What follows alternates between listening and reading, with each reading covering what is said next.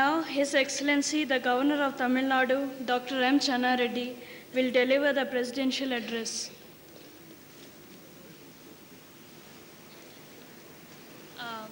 Mr. R. Karunakaran will present a bouquet to His Excellency, the Dr. M.Channa Reddy.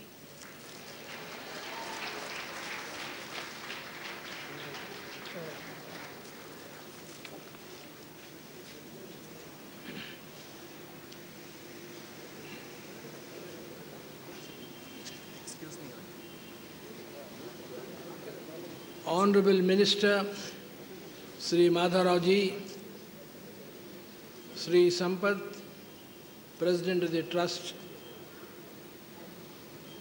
other distinguished guests, ladies and gentlemen.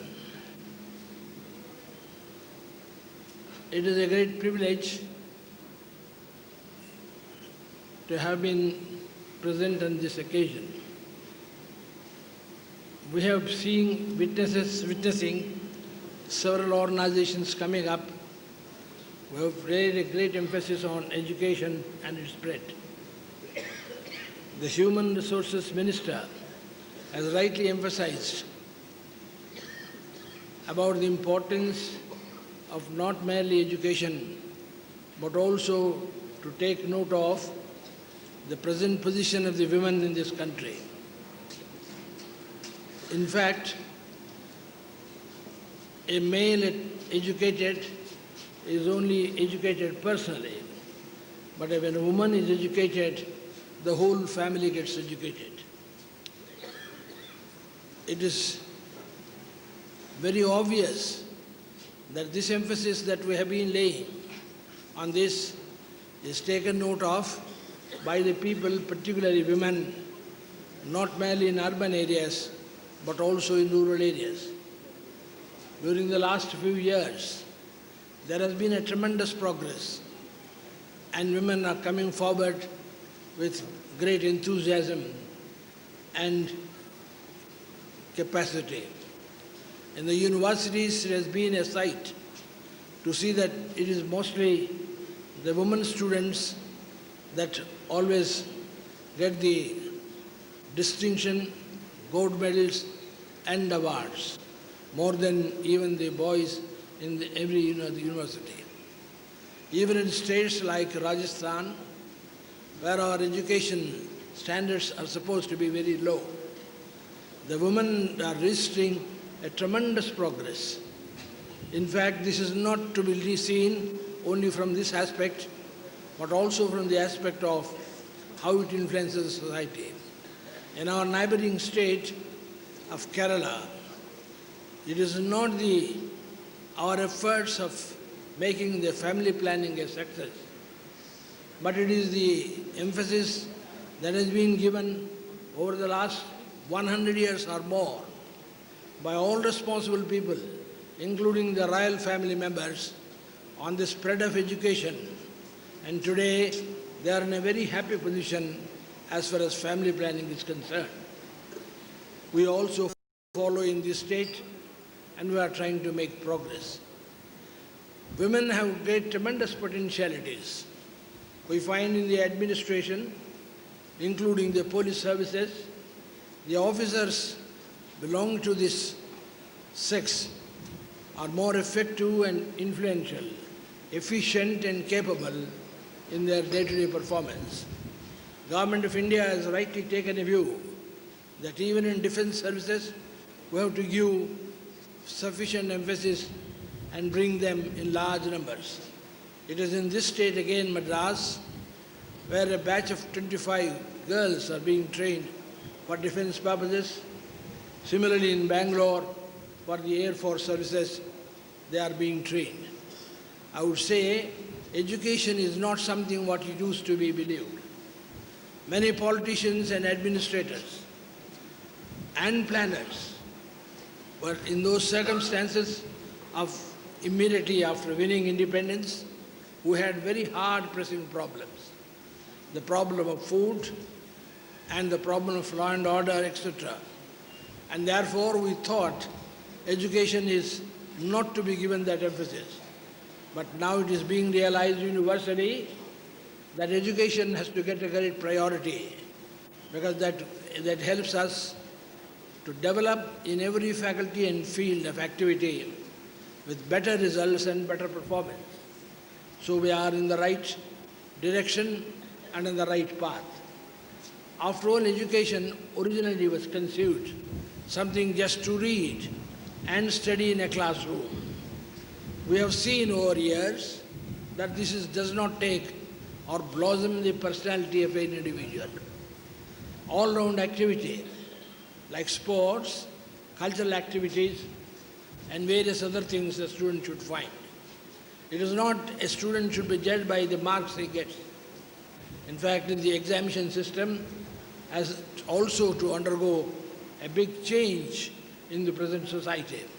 I am one of those who believe that education should be given throughout the year in their regular day-to-day periodical examinations of the students by the teachers.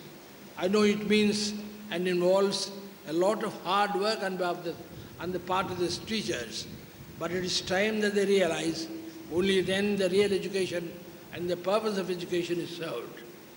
We have to, I am also one of those who believe that for annual examination, you can just throw all the textbooks in the examination hall and ask the students to pick up, because we know that most of the students who have never been access to these books earlier will not be able to do even with the textbooks and not be able to do any practical work.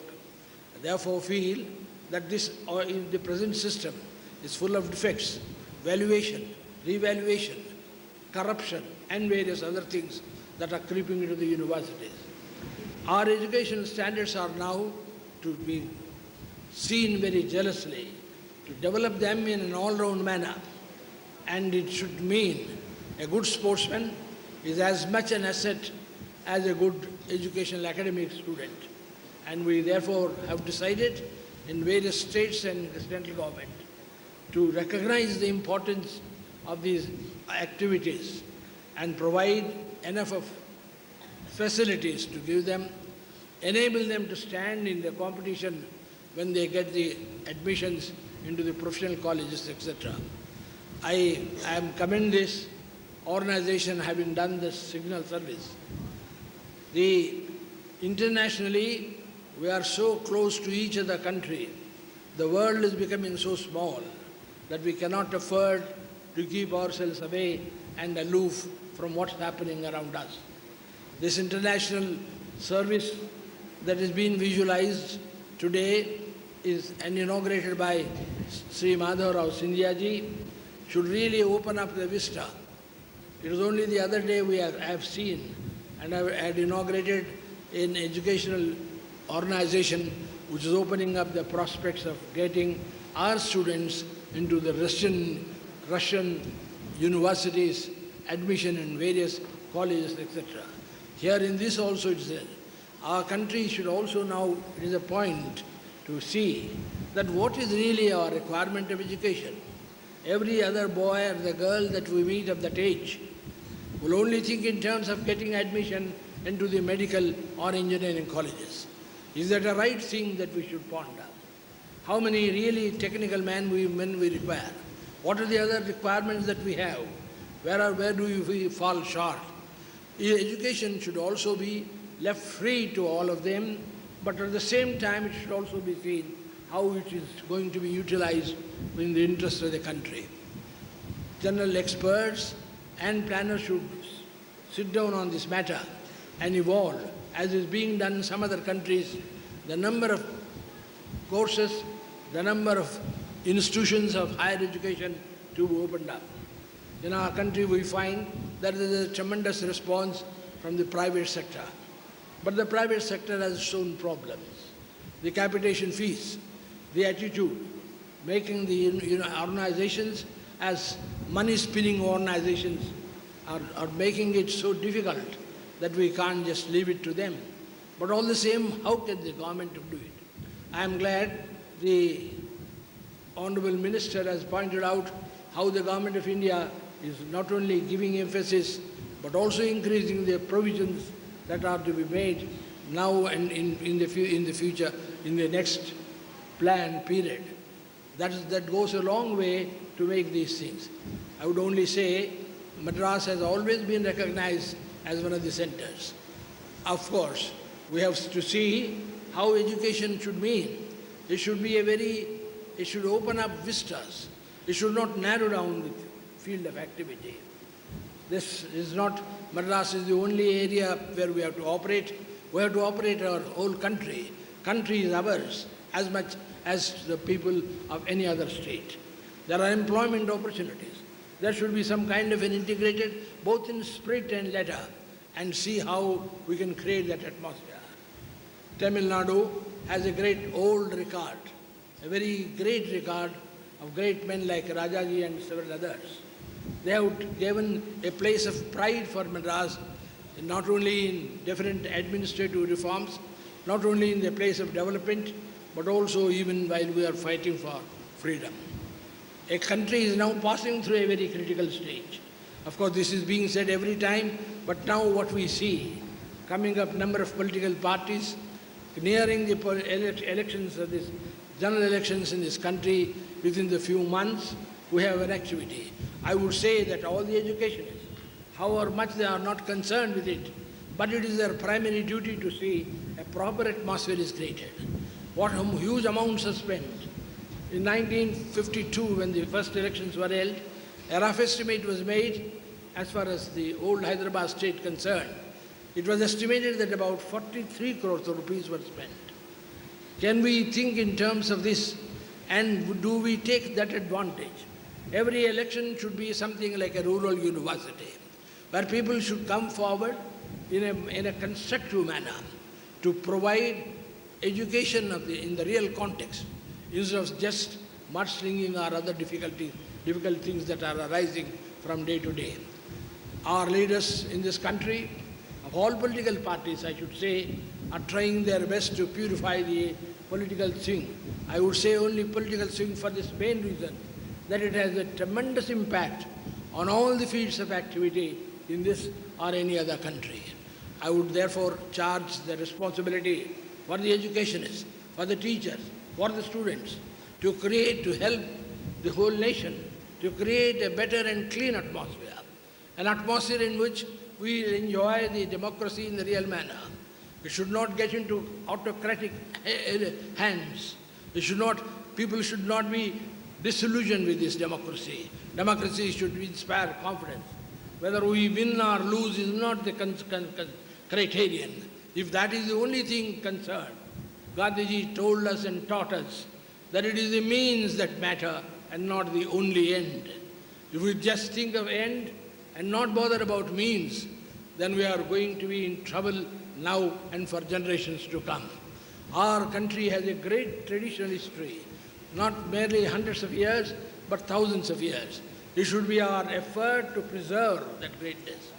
And we should see that our past should be the past should be dovetailed into the future with a strong present, and that alone will be possible when all of us, people working in different fields of activity, doing various services to the nation, all combined, take it up.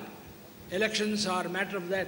Because it is a very vast impact on all people, I would talk about it, not from merely political point of view. In fact, elections are not meant only for the politicians. Democracy is not meant for only elections. Democracy should be a way of life, in day-to-day life, in all our activities, individual and social and society's actions.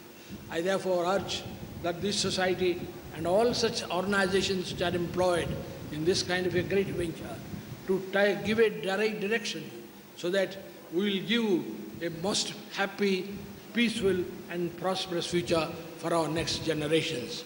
I thank the organizers for having this opportunity. I am glad Sri Madharavji was able to find some time. It is not much of the time.